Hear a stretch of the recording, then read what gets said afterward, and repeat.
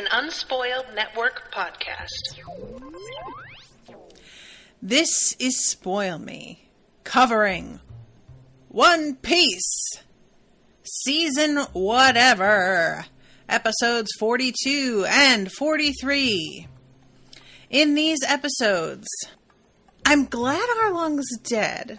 I'm glad that we see a body. I'm really glad about that. But guys, I really wanted Nami to, finish this one off. I wanted that so much. And that's kind of throwing a pall over the rest of everything for me. Welcome to Spoil Me.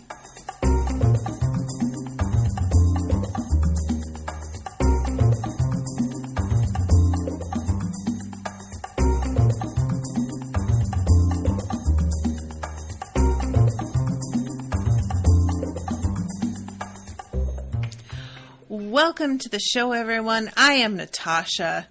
Thank you very much to, is it Florian for this episode? It is. Thank you to Florian very much. Florian is here in the chat also. So, like I said in the intro, and I wonder what you guys were thinking when I was expressing a wish that Nami would be the one, because you all know that's not how it's going to happen. Alex said, every time you mentioned you wanted that, I felt like I was watching the Titanic heading for the iceberg. Yeah, and it's the kind of thing where, on the one hand, I understand when this was written, and there really was just a period there where women weren't really, fighting their own battles in fiction.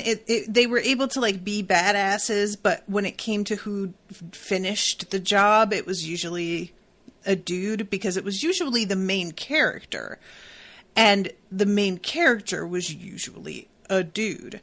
So there was a part of me that kind of figured I wasn't really going to get what I was after on that one, but I still hoped that there would be at least a symbolic thing where Luffy holds Arlong's arms back and just lets her come over and stab him in the heart, because I'm aware Nami doesn't have superpowers.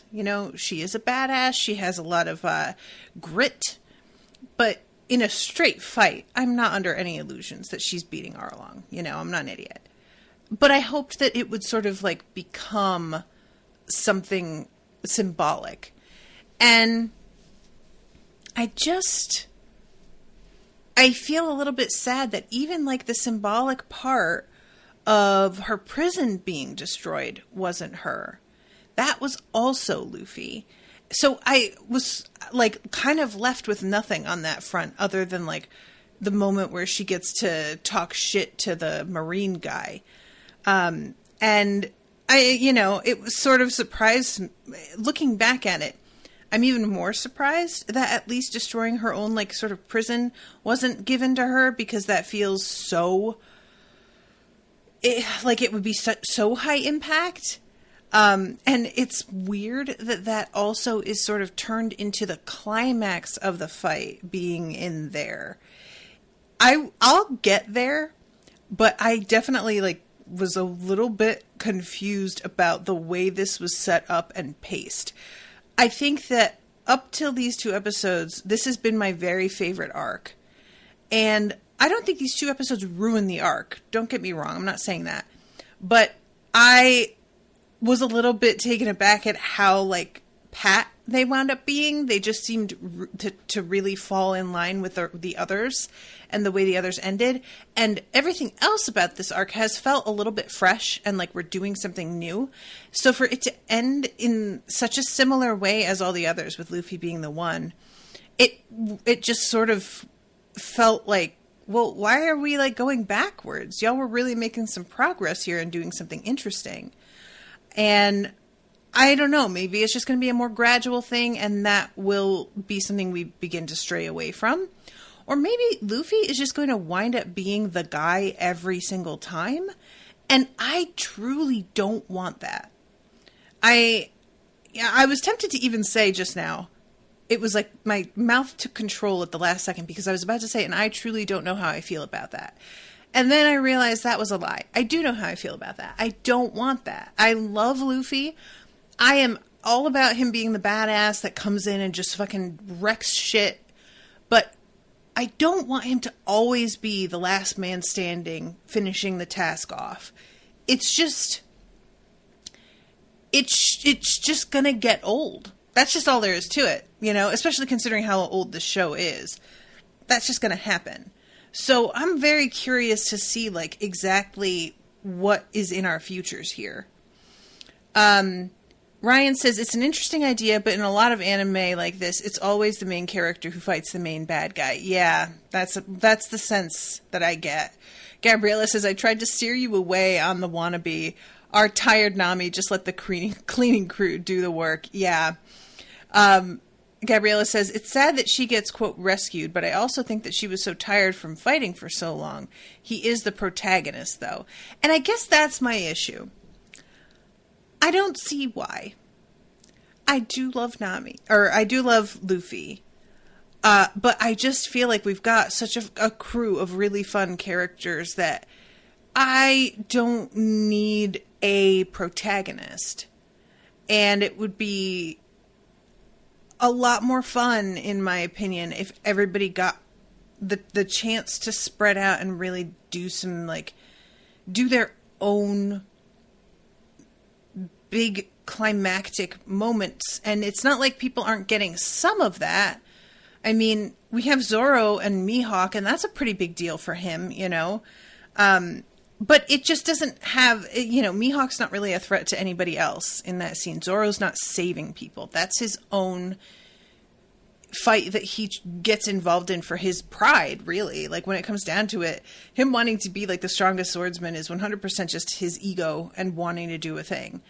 So, with Luffy, his ego is just, it's non-existent. Like, in as much as he cares about his own pride or anything, he cares about his friends, and he wants to, like, take care of them. Totally respect that. And I mean, that's what we love about him. But yeah, it's just always a very different energy when Luffy steps in. Kyle says, I think Oda will get less shackled by the formula as time goes on. You can't write a story for 20 years without mixing it up, I would think. And that's my hope. Is that, it, you know, there's just going to be that maybe the author gets tired of his own sort of formula as well. We'll see. And I just, you know, you guys know, this is also the danger whenever you have a story like this and it's like a crew of people. It wouldn't be like this. All the pressure wouldn't be on whether or not Nami gets to, like, have some agency in the end, if it weren't for the fact that Nami is the only woman on the crew. And that's the truth about so much fiction, especially fantasy fiction. There is a crew of men and one woman, and she is meant to represent all women. And because all of this pressure is on her as the one woman character, that's often why those characters can be really boring. Because the writers don't want to stray too far in any direction and, God forbid, make her unlikable in some way. This isn't falling into that trope, but you know what I'm saying. I'm just trying to, like, describe the general sin. And so they try to make her sort of, like, over serious a lot is what happens to that female character. They try to make her the one that's like, she's really deadly and badass, also super sexy, and she's a person who's focused on the mission and therefore unattainable, which makes her even hotter somehow. And it's just like, you can't do anything fun with a character like that because there's too much hinging on them because they're the only one. And what this needs is another woman. And we need her to be really different. You know, we need her to not be like Nami in any way and be able to break out of that. And we'll see. Maybe we'll get that, what was the weird guy with the bush hair and he got a girlfriend who was like a plant also or something? What was that you guys told me about? But yeah, he's not part of the team, so it doesn't matter. But I was trying to think of somebody who was very, very different from Nami, and all of a sudden I was like, how about somebody who's not even fully human? So, you know, like, oh my God. Bernadette, I forgot that was their names, Gaiman and Sarfunkel.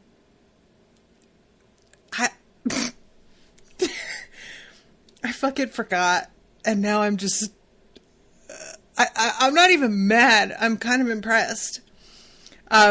Anyway, so I just wanted to address all of this right out of the gate. It's just something that I know I'm going to run into every time that I cover something in fantasy, especially if it's older. Like, I expect it in most fantasy.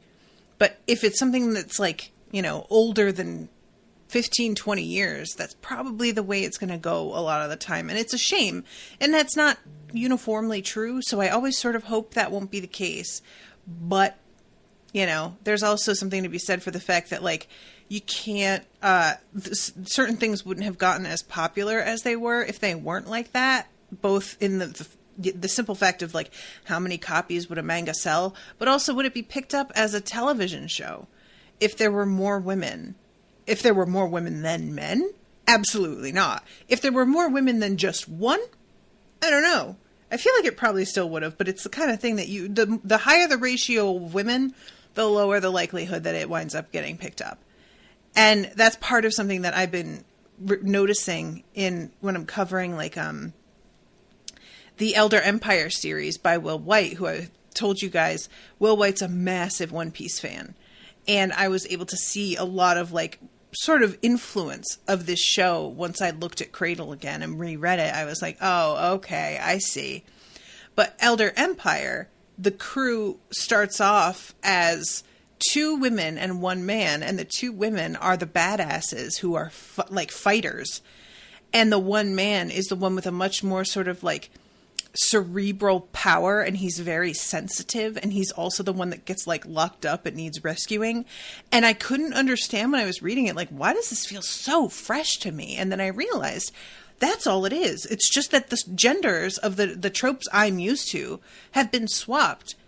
And that's all he did. And that makes it feel like a really new and exciting story when maybe it's not, but it gives the illusion of that, you know? So anyway, Elder Empire, I recommend it. If you liked Cradle, I think you'll like that too. It's just a very, very different universe. Anyway, okay, so I feel like I get to like sort of spread out in my conversation about this episode as well, because these 2 episodes take forever to get to the point. I was like out of the shower watching it while I like put on lotion and deodorant and got dressed, and it was wild. I could just like look down from the screen and, you know, pull on a pair of shorts and then look up, and they were practically in the same position that they had been when I started getting dressed. Like, it's just drawn out. And I don't even think in this case that that's such a bad thing, because the previous episodes have been paced well enough that it doesn't... We're not in Don Krieg territory. Don Krieg, for me, as far as I am concerned, is going to remain the benchmark for way too drawn out for no reason. That didn't need it. Don Krieg is just... It's not even like... You know, the thing with Nami and Arlong... Nami we've gotten to know, and so once we find out what's going on with her and Arlong, you have a very personal, vested interest in her victory, because you care about her already, and you see how long she's been suffering. This has been going on such a long time. But with the Don Krieg thing, he just like comes in at the last second and starts harassing people that we've never even met before on this restaurant ship. And it genuinely, I really don't know what they were thinking with that one. So the whole like emotional impact of this is so much more impressive to me. I feel like maybe if things had happened with Don Krieg at a later date, once we had gotten to know Sanji a little bit better, but I can understand how if Sanji is like, unless we went back to the restaurant and back to, you know, the old bastard, as he calls him, that there wouldn't be a real way to do that. It's just, Sanji didn't deserve that storyline quite yet. We've waited to learn about a lot of people. We could wait to learn about him. So this the episode starts off, reminder from the way the last one ended, with this collapsing of the pillar and Luffy just being like, oh shit. And he says, you're not going to beat me because I'm going to be king of the pirates. But everybody around him is sort of like, yeah, I mean, you're saying that, but dude, he like just collapsed part of the building here. Which, the fact that he collapses part of his own building, Arlong does, is some of what makes everyone's reactions to the, like, building entirely collapsing a little later surprising to me. Everybody saw the building fall, and for them that was just like an assumption of victory.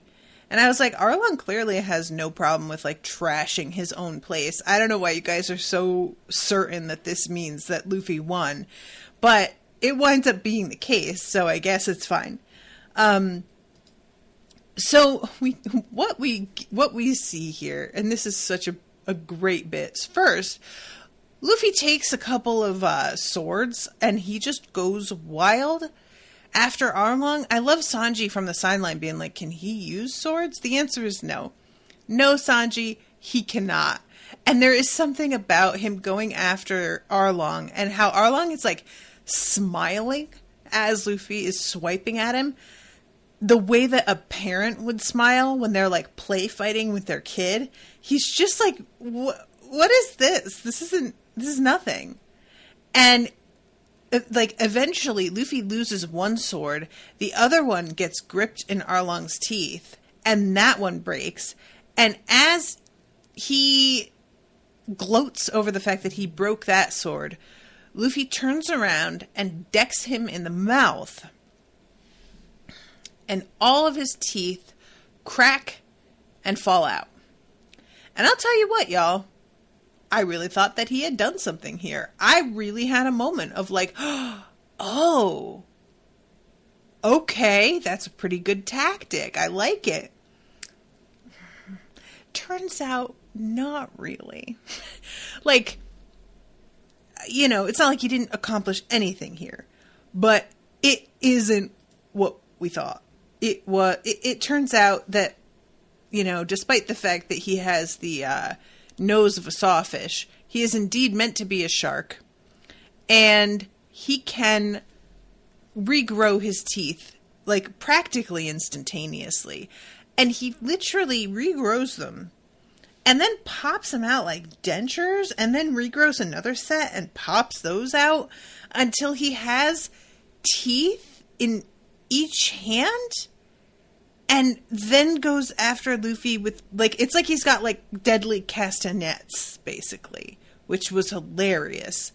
Kyle says, just a clarification, sawfish are a kind of shark. Thank you, Kyle. I forgot that. I think you or someone said that last time. Florian says, did you know that sharks regrow teeth super fast, not as fast as Arlong? I did know that they regrow, that they're like perpetually coming in, which is part of why when you look in a shark's mouth, their teeth are wild. They have so many like overlapping, weirdly angled teeth because their teeth just like kind of grow at will, like with no, you know, and it's just the assumption of evolution, I guess. Well, we know you're going to be biting something fucking crazy and huge, so you're going to lose some of these. So let me just give you a few extra here. And that's part of why you can find shark's teeth so easily. You know, they're just such a thing because they fall out and they're all over the place. And I just really enjoy this whole, like, Luffy takes one of the castanets of death and shoves it in his own mouth. And I really enjoy, I don't know what the name of the instrument is, but every time Luffy does something really fucking stupid, the music goes and there's like a rattle that goes along with it to really emphasize, like, look at this fucking idiot. And the whole crowd is clearly just like, Luffy, we thought you had a plan. What the fuck, man? That cracked me up. That was really funny. But then there is, oh my God, Florian says, is it better than the Avatar flute? The slide whistle? Boop! Yeah, do they do that on this show? They do the slide whistle in this, don't they? I feel like they do. I don't, remember a specific example, but I would be shocked if a show like this doesn't implement the slide whistle.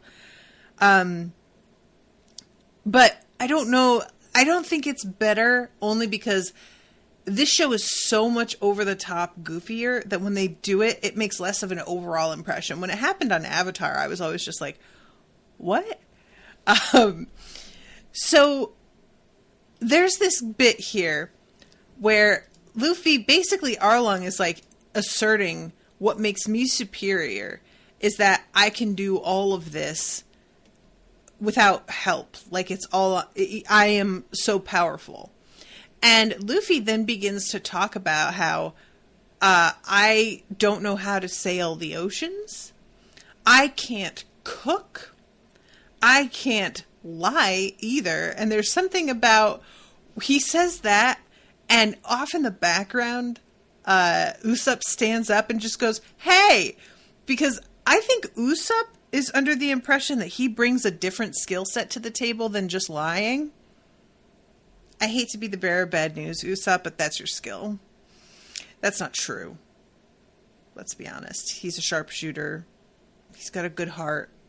But saying, I don't have a good heart, I need Usopp for that, that's not true either. Usopp, Luffy has a good heart. I guess Usopp being the sharpshooter would be the one, but we haven't really gotten to use that much. So this is just Luffy going around and citing all of the things that his friends bring to the table. I'm confident that I can't live without help. And Arlong just says, oh, so you're fully admitting how pathetic you are. You sure are honest. I bet your crew is bothered by having someone so incompetent as captain. I wonder why your crew tried so desperately to save you. Someone like you without any pride has the caliber to be a captain? What on earth can you do? And this is when he stands up and shows that he can just regrow his teeth. And everybody is just like, wait, what? God damn it. I also love Sanji off to the side saying, of course, you damn idiot. And Zoro saying, if he dies, I'm going to kill him. Guys, I don't think I've seen stronger dad on a back to school shopping trip with his kids energy from Zoro in a while. This episode with him just being on the sidelines yeah, do what you want, I guess. Yep. I'm tired too, buddy. He's just out here just patching up his wounds, wrapping some bandages around his arm. Oh God, this has just been a really long day.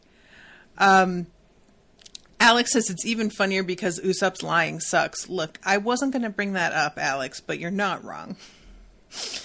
Usopp, he enjoys lying. That's really the most I can say for him on that. He's not good at it at all. But nobody else on this crew other than Nami really has lied at all that I can tell. Luffy's been completely upfront. Zoro has been, he's been pretty much upfront. Sanji is who he's been. And even Usopp's lies are so bad that it almost makes him more honest, weirdly. So out of all of them, I guess Nami is probably the best liar. But yeah, anyway, so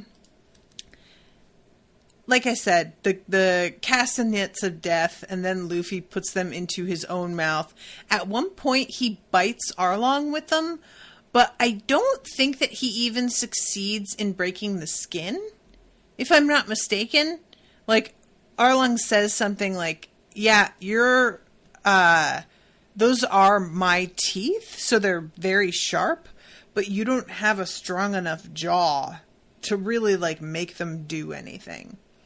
Which it's always funny to me, the moments when this show decides that it's gonna like care about physics. You know what I mean? There's a point later. You know what? I'm gonna get there. Okay. So then we have him latching on to Luffy's arm, and everybody can see that he has just been totally like, I mean, this is a real, he got.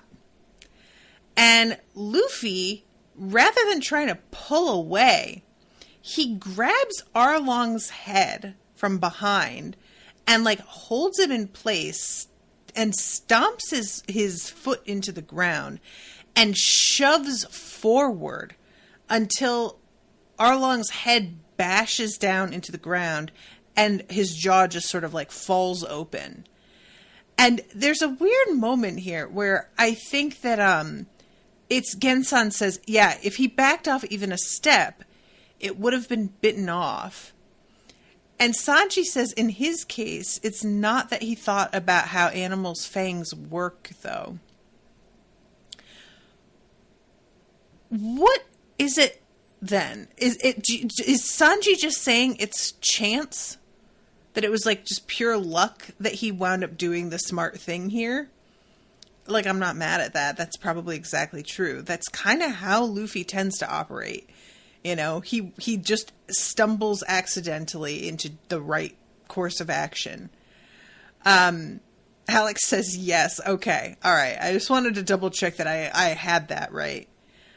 And then we have the thing where Arlong jumps into the water. This was the part where the episode really lost me. Because the whole assertion here is that Arlong's power, once he's in the water, is like unstoppable. But Luffy's not in the water. And Arlong's power is only that like shark dart, which he doesn't really return to the water to do again. He like hovers in the water for a bit, comes like catapulting up out of the water in order to initiate the first attack. And then I think he might go back in like one more time, but otherwise he just keeps doing shark dart from the roofs of the building, even from the ground at one point, I think, and then he just flips upside down. It's a weird thing that I didn't really stop to think about it until that moment, and then I was sort of like, yeah, it's sort of odd that like the fishmen don't do something to try and lure them out on the ocean and fool them into thinking that, oh, it's fine and you're escaping, where they can then attack using like their full ability. Instead, it all takes place on land. And so the assertion that they have like 2 times the power when in the water fails to impress, because my guys aren't down there. So what do I care? You know, that's really like how I sort of felt about it. Alex says the Arlong fight itself is the most meh part of the arc, at least until they're in Nami's room. Gabriella says, but Luffy wouldn't get close to the water, though. Well, that's kind of my point, is like, you would trick them into leaving on their ship. You know, you would make it seem like, and then you would attack once they're out in a place that's like, you know, they're more vulnerable, but they think they've gotten away, so their guard is down. If you do that, then you're doing something. But yeah, it just winds up being sort of this like afterthought that him being in the water makes him stronger, and he's so strong all the time anyway that. And this is something that, you know, you kind of do run into with this show because everything is such hyperbole. It's all so overblown and exaggerated all the time that when you have somebody be as like almost unbeatable as Arlong is, when they then say, oh, he's 2 times as strong now, that doesn't mean anything to me. You know, he comes up out of the water, and it's like, evidently this attack is supposed to be so terrifying and so intense, but all of his attacks have kind of looked like this to me. So it doesn't feel different. It's like a different technique that he's using, but it doesn't feel like actually any stronger. I just have to sort of believe what's being said on the sidelines by other people, because I don't have any basis for comparison that means anything. And I think that's one of the sort of pitfalls of how the show works so far, is that because it just goes so far so often, when it decides to comment and be like, oh, see how that happened? That's particularly scary. That means XYZ. It falls a little bit flat a lot of the time, because, like, yeah, I do see that, but that, like, much more dramatic shit than that has happened earlier this very episode, if not before. So why am I supposed to care about this right now? You know what I mean? Let's see. Ryan says, yeah, but isn't that kind of admitting you have to do that to win? Arlong is too cocky to think he can't win straight up on land. So then don't have him get in the water because this is where he's stronger, and talk about that while he's underwater. Because that feels like he's admitting that in that scene. So which is it? Florian, in a Cradle reference, Arlong thinks he's a true gold against a jade. He's too cocky. Bernadette says, yes, Arlong's fighting style is ridiculous, even by One Piece standards. I was so happy he got his stupid face bashed in. Gabriella says, all the villains in this saga are so goofy and their fighting style is hilarious. And Alex says, it works better when the attack itself looks cool and not Arlong being a dart. Yeah, maybe that's part of it as well, Alex. Like, when we have the pussyfoot maneuver, which I will never, ever forget, basically, he turns invisible for, like, all intents and purposes, and just fucking slices people up because he's too fast to see.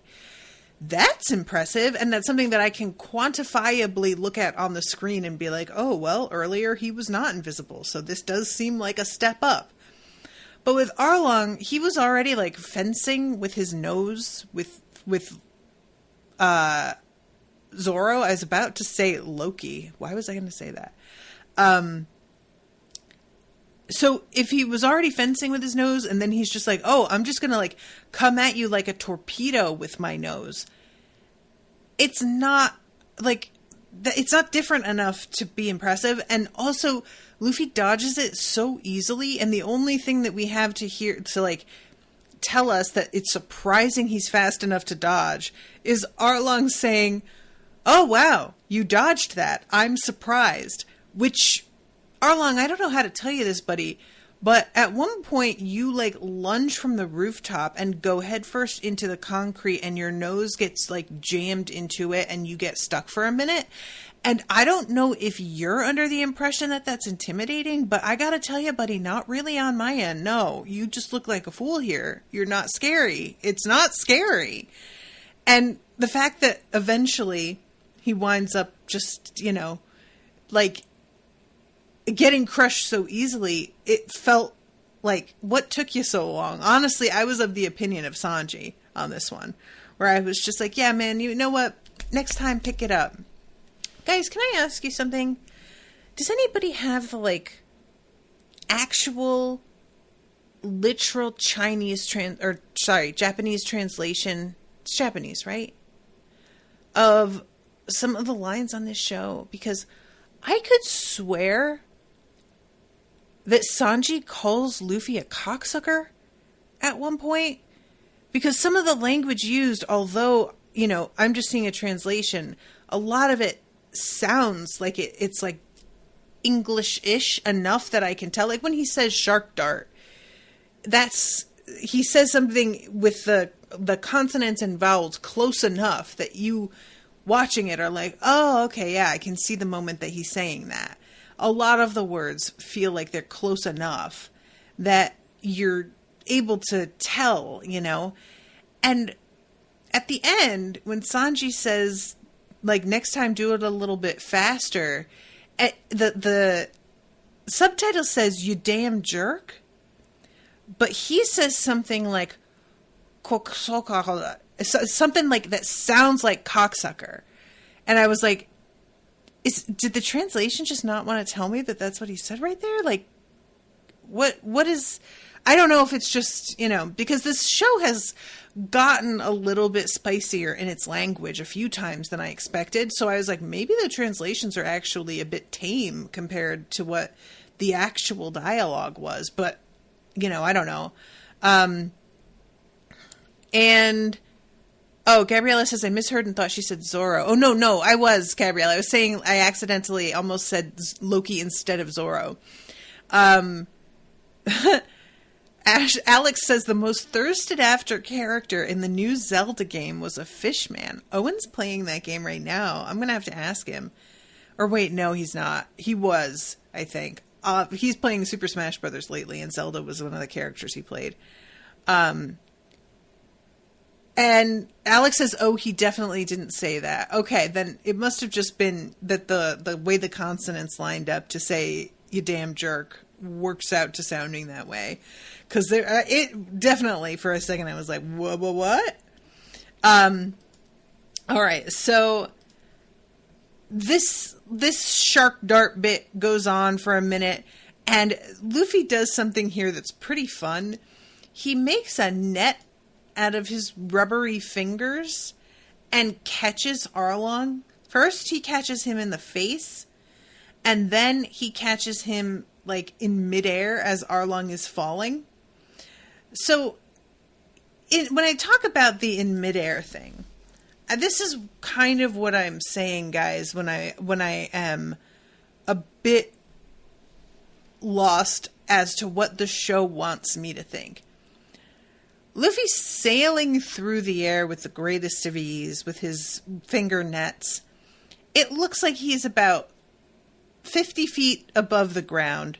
He does like a somersault in midair. He's at that point about 2 stories off the ground once you back the camera up and look at where he is, and punches Arlong like into the cement. Not punches, kicks. My bad. It's his feet. He kicks Arlong into the cement. And this is when Arlong looks up and has his eyes change, which I really thought was going to mean more than it did. Apparently, all it means is that he's really mad, I guess. But I sort of thought it was going to mean that, like, he has a different ability than he did all of a sudden. I guess the ability is just meant to be that, like, he's enraged, and that makes him, like, scarier. But I just wanted that to be something more than it wound up being. Luffy, like I said, to get back to like my original point, he's in the air, he's spinning around in a fucking somersault, and kicks Arlong with both feet so hard that he like imprints into the ground below him, the like solid marble or whatever it is. Later on, in the next episode, when they're in the map room fighting each other, and everybody's watching from outside, and they're just seeing things go flying out the window, I could not stop laughing, you guys, because it just makes no sense. The 2 brothers are watching, and they see the desk come flying out. And one of them says, it sounds like they're really making a mess in there. The fight must be intense, something like that.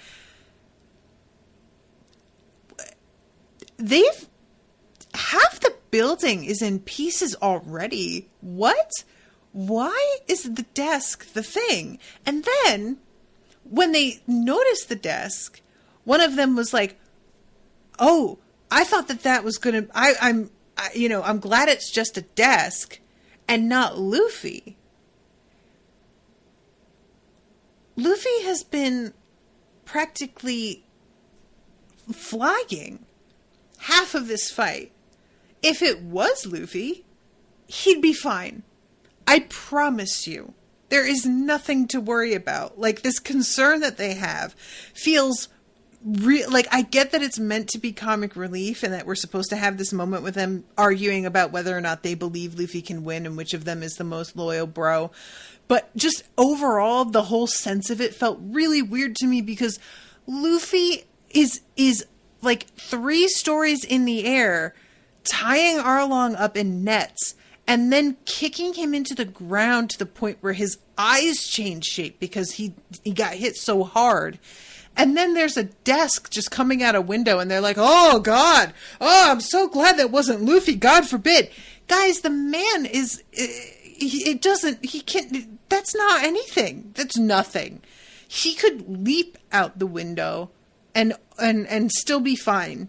He's like, just all he has to do is ball himself up and he'll fucking bounce practically, you know? Like, it was just weird to me how like I said, the show goes back and forth on what is totally like acceptable, and then when something is supposed to seem really impressive and over the top to everybody else. If we're gonna have a moment of them being shocked or afraid, him flying through the air 3 stories up before probably would have been a more appropriate moment. And I think it's also meant to just be sort of touching base with the crowd because they can't just focus on Nami's face. Nami doesn't have anybody to talk to in that scene, and so much of what she has gone through, she's gone through alone. So even if she did have somebody to talk to, I don't know that she would be like explaining, oh, that room he's in, that's the map room where I was imprisoned and forced to draw charts. She would not be making that kind of commentary. So they need somebody else around and watching to sort of like bounce off of. I just don't feel like that was the way to go. I kept laughing because they kept being worried about things that I was like, this dude, that's not the danger for him. That's not anything that he needs to worry about. And therefore you don't need to worry about it. He'll be fine, guys. Anyway, so this scene ends this episode. We have Arlong, like I said, with his eyes transforming. And there's a commentary here from Sanji. Everybody says it looks like his eyes changed, and Sanji says they look the same as the eyes of that Sea Kings show when they snap. He must have snapped with Luffy's last attack. And even Nami has never seen his eyes like that, which I thought was interesting, that like Luffy got to him in a way that absolutely nobody else has before. So this is when he picks Luffy up and just begins to spin him wildly around his head like a lasso. And because Luffy's all rubbery, he just like stretches out and he throws Luffy into a wall. And Luffy just pops up and says, whew, I got stunned. It doesn't hurt, but I can see he's really mad. And Arlong just comes for him again and punches him. He punches through the wall and grabs this axe through the wall. The shark saw. It's a giant saw. Come on, man. This what you got for me? That ain't it, Chief. Just a giant saw of a series of triangles that he just bashes at random into the buildings. This is just another version of Shark Dart, frankly, because that was nose first also. And to me, watching him fight with this is super not scary because he's just out of control and doesn't actually aim. It's just flailing. So this is when we eventually get him driven to the top floor. And the only, like I said, you guys, his eyes being all creepy, I just kept waiting for there to be something like tied to that. And it seemed like, I guess, oh, you really made him mad now, so he's going for his saw? Is that what's supposed to have happened there? Like, he wasn't going to do that until you just really, like, got to him. And I love that he's standing over Luffy like, all right, now we're about to fucking do this. And Luffy is just sitting cross-legged on the floor, like looking around with vague interest, like, that's weird. What's this room? And Arlong decides to actually explain it. There's that moment that all villains have where they just can't help but be like, yeah, this is the reason for this room, and these are the people who work for me, and these are the reasons that I've chose them. And he calls it the survey room, and then Nami's room. These are all sea charts that Nami drew. And what he tries to do here is insinuate that Nami is like on his side and has been helping him because they're teamed up together. But as he's saying it, he keeps using language like, I made her draw all of these for 8 years. I forced her to do XYZ, which really does undermine his message. And he's talking about how, we needed a talented surveyor. We can do a lot in the water, but we can't do it on the land. She's good. She draws quite accurate sea charts. She's too good for you inferior humans. In the past, as well as the future, her talent should be used for us fishmen. And Luffy, when he says that, glances over at one of the tables, and we get a cut to an image of her sitting, drawing at the table with tears in her eyes. I think that's supposed to be Luffy imagining that's what she was like, if I'm not mistaken. That he knows that she was miserable here. So when Arlong finishes it with Nami is our friend, again, Luffy just says friend. Arlong says, so don't interfere anymore, you damn rubber man. And then, what's that look in your eyes? And Luffy says, Nami is our navigator. To be continued. So, then we go into the next episode. And this was my personal favorite. I really enjoyed this the most.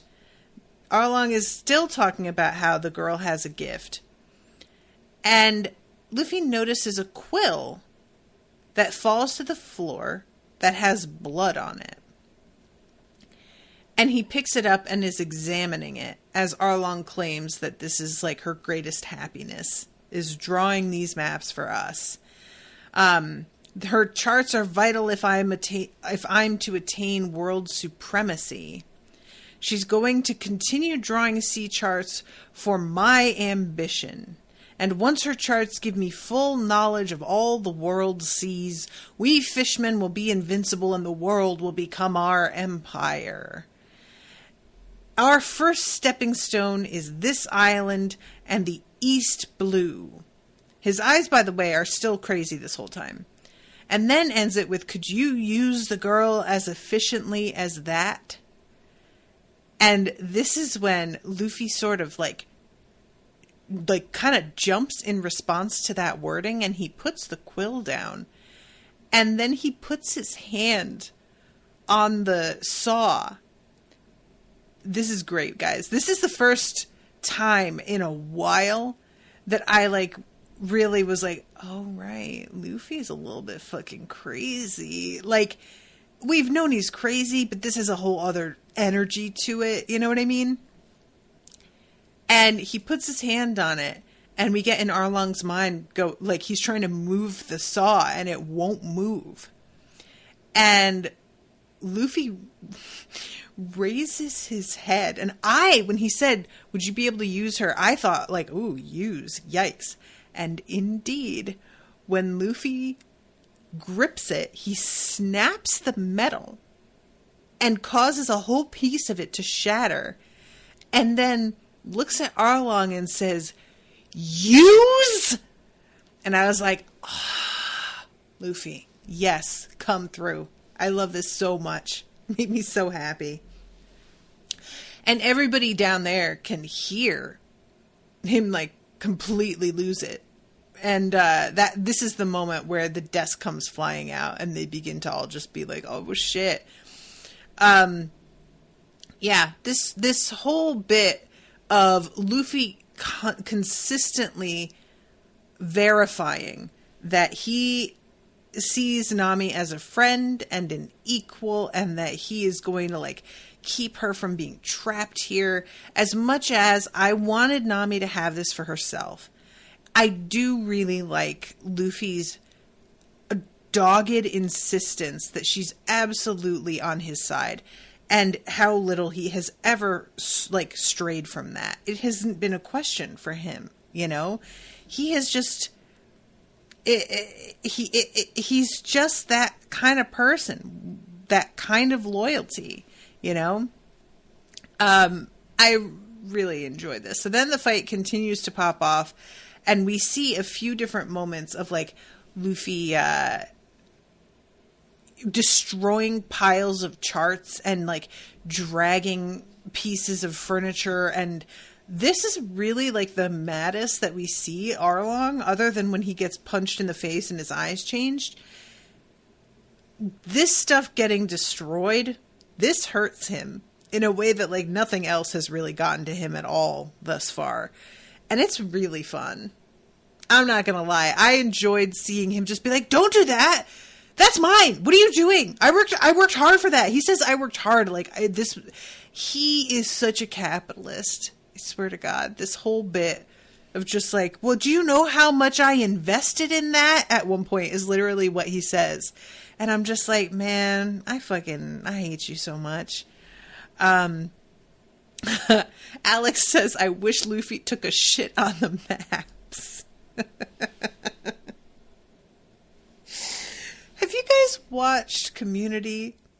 There's a D&D episode that wound up getting removed from Netflix, although I think you can still find it on the other platforms. And for reasons that I won't get into, the character who's DMing the session is a particular enemy of Pierce Hawthorne. And he is playing with his own character, even though he's DMing. Or no, he's not DMing, my bad. But he's like a main character. And he has this like ancestral family sword as a character. And Pierce comes in as the villain and does like some lucky rolls and manages to take the sword away. And the dude's like, that sword's been in my family for 11 generations. And Pierce replies, cool, maybe I'll wipe my ass with it and throw it off a cliff. And yeah, I really, when Arlong's like, I've invested 8 years in this, that would have been amazing if Luffy was like, cool, maybe I'll wipe my ass with it and throw it off a cliff. Oh God. Anyway, so yeah, we get another flashback, and this time it's like, you know, clearly one of Nami's memories, and she was drawing a picture of Belmare, and like Arlong gets angry at the fact that she wasn't doing her job, and he takes this picture and is like, if you do this again, I will fuck you up just like I fucked her up, and then rips the picture in half. He's a real sort of Cersei Lannister here. Those of you who are listening to Song of Ice and Fire episode, Rashawn and I have been getting into some talks here, and also there's been some conversation in the spoiler chat as well on Discord. There are some leaders who just don't really think about the fact that, like, being a person to the people who are subordinates to you is a really good way to get them to want to work harder for you. But being like, yeah, you're going to do this thing for me, or else I'm going to kill you the way that I killed the only person you've ever loved, except for, you know, Nojiko.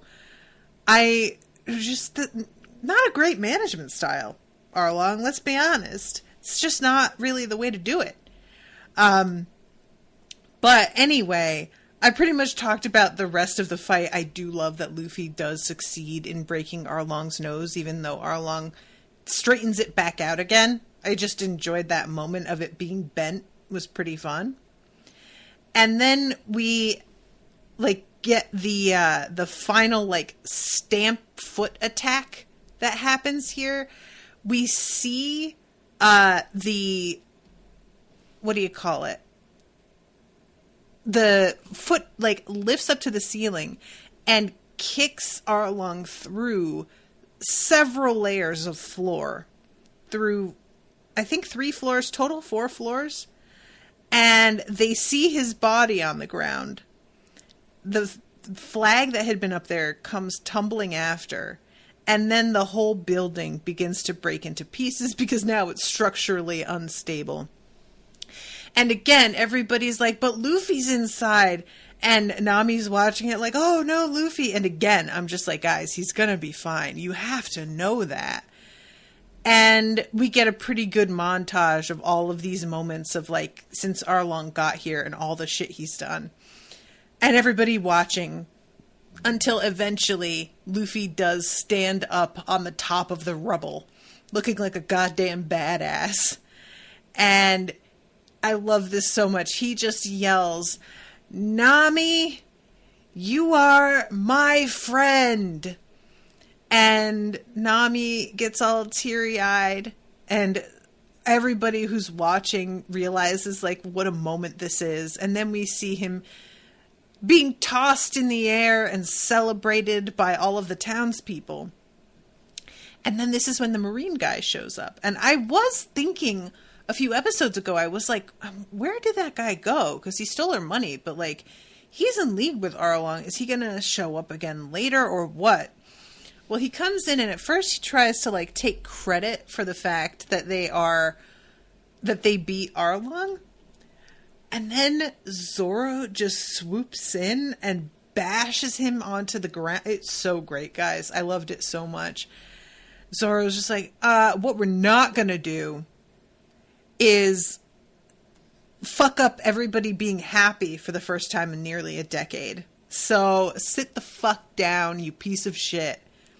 And I was like, there's it. That's the energy I was looking for. Thank you, Zoro. Appreciate you. And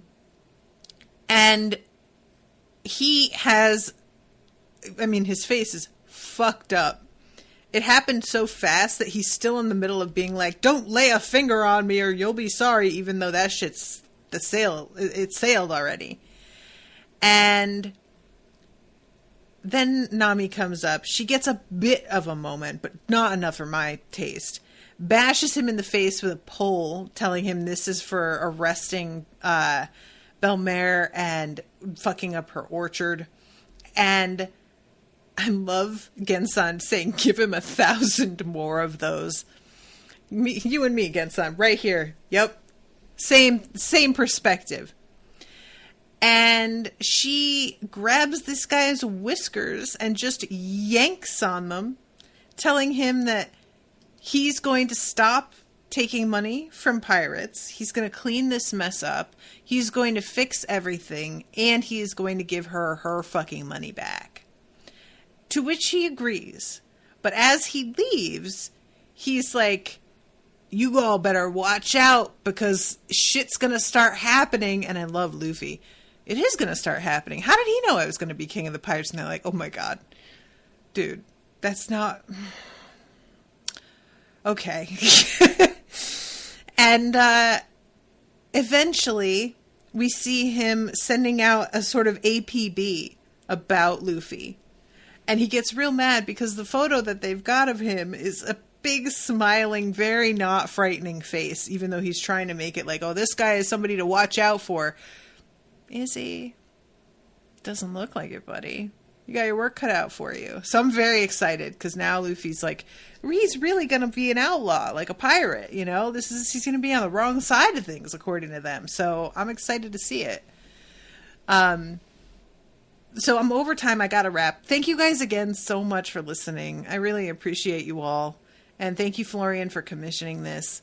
Even though I was frustrated with this pair of episodes, I like this arc a lot. And I'm looking forward to seeing what happens next. So until next time, toodaloo, motherfuckers.